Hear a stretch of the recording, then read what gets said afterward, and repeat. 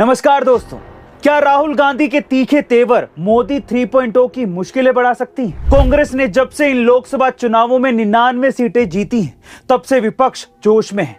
बयानबाजियां अभी से तेज हो गई हैं। राहुल गांधी प्रतिपक्ष के नेता के तौर पे मोदी 3.0 को हर मुद्दे पे चुनौती दे रहे हैं और साथ ही वो बीजेपी की उस जमीन पर चोट कर रहे हैं जिस पे इनकी इमारत खड़ी है। वो है हिंदू और हिंदुत्व का मुद्दा। मोदी और बीजेपी ही हिंदू नहीं है, ये बयान प्रतिपक्ष के नेता का काफी वायरल हुआ था। और जो लोग अपने आप को हिंदू कहते हैं वो 24 घंटा हिंसा हिंसा हिंसा, नफरत नफरत नफरत,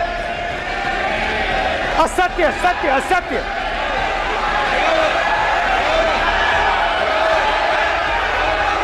आप हिंदू हो ही नहीं। ये विषय बहुत गंभीर है। पूरे हिंदू समाज को हिंसक कहना ये गंभीर विषय है। बीजेपी को आपको नहीं नहीं नहीं नहीं नहीं नहीं, नरेंद्र मोदी जी पूरा हिंदू समाज नहीं है, बीजेपी पूरा हिंदू समाज नहीं है, आरएसएस पूरा हिंदू समाज नहीं है। इससे ये बात तो तय है कि इस बार मोदी के सामने चुनौतियां कम नहीं होंगी।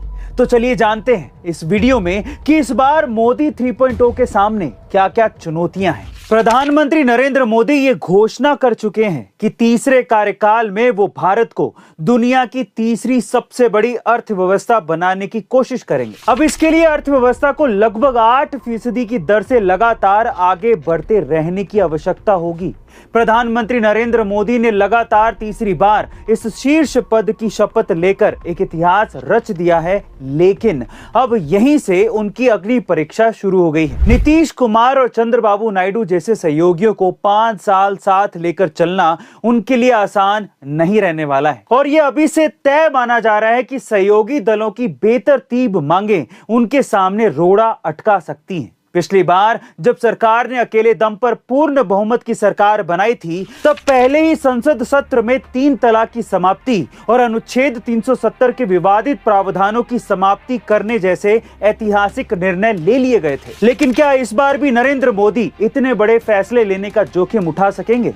पूरे देश की निगाहें इसी पर ही टिकी हैं। अब मोदी सरकार का यह मानना था कि इस बार 400 पार होगा और विपक्ष और ज्यादा कमजोर हो जाएगा। पूरा देश कह रहा है, अब की बार खड़गे जी भी कह रहे हैं, लेकिन ऐसा नहीं हुआ। तो इसे यह पता चलता है कि किसी का कुछ भी सोचा हुआ आपका फ्यूचर डिसाइड नहीं कर सकता। कुछ भी हो सकता है, बट मैं कभी कभी ये सोचता हूं कि कितना अच्छा होता अगर हमें ये पहले से ही पता चल जाता कि कौन सी चीज कब और कैसे होगी।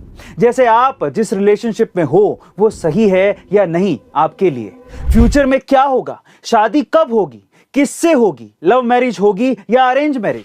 अब इन सब के बारे में सोच के परेशान होने से अच्छा है कि किसी एक्सपर्ट से बात करो जिससे नॉलेज मिले। जैसे मुझे ये एप्लीकेशन मिली एस्ट्रोटॉक, और मेरी लाइफ में कुछ पर्सनल इश्यूज चल रहे थे तो मैंने इस एप्लीकेशन को यूज करने का सोचा और यहां मेरी बात हुई एस्ट्रोलॉजर सीमा जी से। उन्होंने सिर्फ मेरी date of birth and time पूछा और उसके बाद उन्होंने एग्जैक्टली मेरी लाइफ में क्या प्रॉब्लम चल रही है वो बता दी, जबकि मैंने कुछ पूछना स्टार्ट भी नहीं किया था।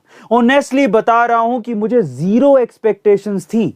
मैं बस ये देखना चाह रहा था कि कुछ हेल्प मिल जाए शायद, लेकिन उसी वक्त मुझे उन पर ट्रस्ट हो गया। तब मैंने उनसे सभी इश्यूज डिस्कस किए एंड उन्होंने भी डिटेल में बताया कि कब क्या और कैसे करना चाहिए। मुझे अपनी समस्या का समाधान मिल गया, लेकिन सबकी समस्याएं अलग अलग होती, जैसे किसी की शादी की, किसी के पैसों की, किसी के रिश्तों की। ऐसे में आप एक एस्ट्रोलॉजर से बात करके देखो, आपको भी शायद हेल्प मिल जाएगी। और लूज करने को क्या है भाई, फर्स्ट चैट भी फ्री है, विन विन ही है हमारे लिए। एक काम करता हूं, डिस्क्रिप्शन बॉक्स में इसका लिंक दे देता हूं, आप वहां से डाउनलोड कर लो और चाहो तो इसे यूज करके देख लो। पर सबसे पहली चुनौती तो मोदी जी को अपने ही घर के बड़े बुजुर्गों से मिलने वाली है। पहली चुनौती भाजपा आरएसएस की आंतरिक राजनीति से तालमेल। 2024 के लोकसभा चुनावों में भाजपा आरएसएस के बीच के तनावपूर्ण रिश्ते लगातार मीडिया की सुर्खियों में बने रहे। लगातार ये कहा जाता रहा कि आरएसएस इस पूरे चुनाव में पूरी तरह से शांत रहा है। उसने सक्रिय रूप से भाजपा का साथ नहीं दिया है और संभवतः इसी के कारण लोकसभा चुनावों में भाजपा को अपेक्षित सफलता नहीं मिल पाई। अब जबकि सरकार अपने दम पर नहीं है तो बीजेपी को आरएसएस से रिश्ते बेहतर करना बहुत ही ज्यादा आवश्यक हो जाएगा। उत्तर प्रदेश, महाराष्ट्र और कर्नाटका के कई भाजपा प्रत्याशी नेताओं ने पार्टी संगठन को खुलकर यह बात कही है कि चुनावों में पार्टी के कुछ नेताओं ने उनका सहयोग ही नहीं किया, उल्टे कई जगहों पर उन्हें भीतरघात का सामना करना पड़ा। पार्टी अध्यक्ष जेपी नड्डा का कार्यकाल 30 जून को समाप्त हो गया है। वो केंद्रीय मंत्री भी बनाए जा चुके हैं। ऐसे में भाजपा को नए अध्यक्ष की तलाश है। चूंकि मोदी सरकार भाजपा के संगठन के जरिए ही अपनी योजनाओं को निचले स्तर तक पहुंचाने का काम करती रही है, सरकार को ऐसे संगठन से तालमेल बिठा पाना और ज्यादा महत्वपूर्ण हो जाएगा। अब मोदी 3.0 की दूसरी सबसे बड़ी चुनौती, उत्तर प्रदेश सरकार और राजपूतों को साधना। देखिए, भाजपा का शीर्ष नेतृत्व लगातार इस बात से परेशान है कि इस बार के लोकसभा चुनावों में उत्तर प्रदेश में उनकी सीटें कम क्यों आईं। उत्तर प्रदेश, मध्य प्रदेश और गुजरात के बाद भाजपा के तीसरे सबसे मजबूत गढ़ के रूप में उभरा था, लेकिन कांग्रेस और समाजवादी पार्टी के गठबंधन ने उनका खेल बिगाड़ कर रख दिया। राम मंदिर वाली फैजाबाद लोकसभा सीट पर भाजपा की हार पार्टी अब तक पचा नहीं पा रही है। इसके लिए कहीं यूपी सरकार की भाजपा संगठन में तालमेल में कमी को जिम्मेदार बताया गया है, तो कहीं राजपूत समुदाय की भाजपा से नाराजगी को सबसे बड़ी वजह बताया गया है। यूपी के महत्व को देखते हुए सरकार इसको नजरअंदाज नहीं कर सकती। इसलिए नई सरकार के लिए यूपी सरकार और संगठन में आपसी तालमेल बेहतर करना सबसे बड़ी चुनौती साबित होने वाला है। अब मोदी सरकार के सामने तीसरी सबसे बड़ी चुनौती है आर्थिक चुनौतियां। मोदी घोषणा कर चुके हैं कि तीसरे कार्यकाल में वो देश को दुनिया की तीसरी सबसे बड़ी अर्थव्यवस्था बनाने की कोशिश करेंगे। India will be the third largest economy soon. इसके लिए अर्थव्यवस्था को लगभग 8% की दर से लगातार आगे बढ़ते रहने की आवश्यकता होगी। इसके लिए सरकार एक बार फिर मूलभूत ढांचे में भारी निवेश का अर्थव्यवस्था को मजबूत बनाने का अपना पुराना फॉर्मूला अपनाएगी। इससे ज्यादा संख्या में रोजगार सृजन करने के साथ साथ 50 मूल उद्योगों को गति देने में भी मदद मिलेगी। सरकार इसकी शुरुआत भारी संख्या में प्रधानमंत्री आवास योजना के अंतर्गत घरों के निर्माण से कर सकती है। ये ग्रामीण क्षेत्रों के साथ साथ शहरी इलाकों में भी रोजगार पैदा करने में सहायक होगा। लोगों के हाथों में पैसा पहुंचेगा तो घरेलू वस्तुओं की खपत को बढ़ाने में मदद भी मिलेगी। अब मोदी सरकार की चौथी सबसे बड़ी चुनौती, वन नेशन वन इलेक्शन और CAA जैसे बड़े फैसलों का दाव। एक देश एक चुनाव और पूरे देश में समान नागरिक संहिता लागू करने को भी मोदी सरकार ने अपनी प्राथमिकता बताई थी। चुनावों के दौरान भी मोदी शाह लगातार इस बात को उठाते रहे थे। चंद्रबाबू नायडू और नीतीश कुमार की बैसाखियों पर टिकी इस सरकार में वो अपने इन इरादों को पूरा करने में कितना सफल हो पाएंगे, ये देखने वाली बात होगी।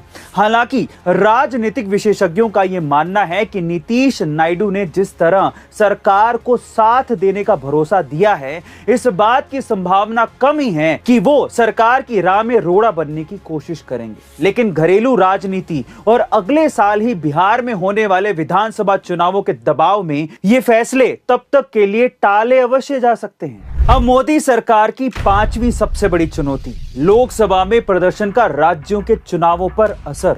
देखिए, प्रधानमंत्री हर चुनाव बेहद मजबूती के साथ लड़ने के लिए जाने जाते हैं। इस साल के सितंबर-अक्टूबर माह में हरियाणा और महाराष्ट्र विधानसभाओं के चुनाव होने वाले हैं। झारखंड में भी नवंबर-दिसंबर माह में चुनाव होने हैं। सर्वोच्च न्यायालय के आदेशों को ध्यान में रखते हुए जम्मू कश्मीर में भी सितंबर माह के करीब चुनाव करवाए जा सकते हैं। अगले वर्ष की शुरुआत में ही दिल्ली विधानसभा में भी चुनाव होने हैं। दिल्ली को छोड़कर इनमें से ज्यादातर राज्यों में पिछले लोकसभा चुनावों की तुलना में इस बार एनडीए भाजपा का प्रदर्शन खराब रहा है।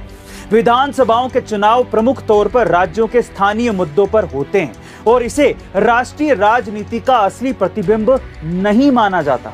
लेकिन इसके बाद भी यदि भाजपा एनडीए विधानसभा चुनावों में इन राज्यों में बेहतर प्रदर्शन करती है तो इसको प्रधानमंत्री नरेंद्र मोदी की मजबूत होती छवि से जोड़कर देखा जाएगा। लेकिन यदि भाजपा का प्रदर्शन खराब रहता है तो विपक्ष इसे मोदी की छवि से जोड़कर दिखाने की कोशिश करेगा। इस तरह इन चुनावों में जीत हासिल करना प्रधानमंत्री के लिए एक चुनौती साबित होने वाला है। अब मोदी सरकार की आखिरी लेकिन सबसे महत्वपूर्ण चुनौती अंतर्राष्ट्रीय राजनीति का दबाव। देखिए, चीन से भारत के रिश्ते लगातार दबाव में हैं। चीन लगातार अरुणाचल सिक्किम में आक्रामक रुख अपनाए हुए है। पाकिस्तान, नेपाल, भूटान और बांग्लादेश से उसकी लगातार नजदीकी बढ़ रही है। ये नजदीकी भारत के व्यापार और सुरक्षा को प्रभावित करने वाली है।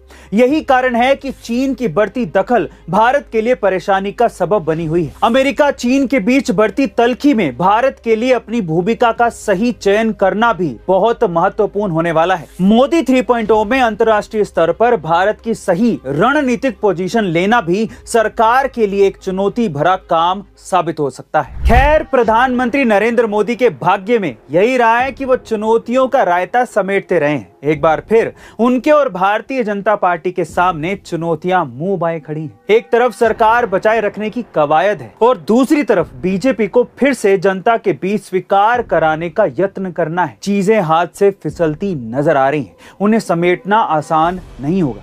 सुशासन अलग किस्म का चैलेंज है और जनता के बीच से चुनकर आना अलग किस्म की चुनौती है। कई बार सुशासन के बावजूद भी जनता स्वीकार नहीं करती। अब देखना यह होगा कि बीजेपी इन 5 सालों के बाद क्या करेगी। मोदी के बाद चेहरा कौन होगा और क्या नरेंद्र मोदी भारत को सबसे बड़ी इकोनॉमी बनाने का अपना सपना पूरा कर पाएंगे।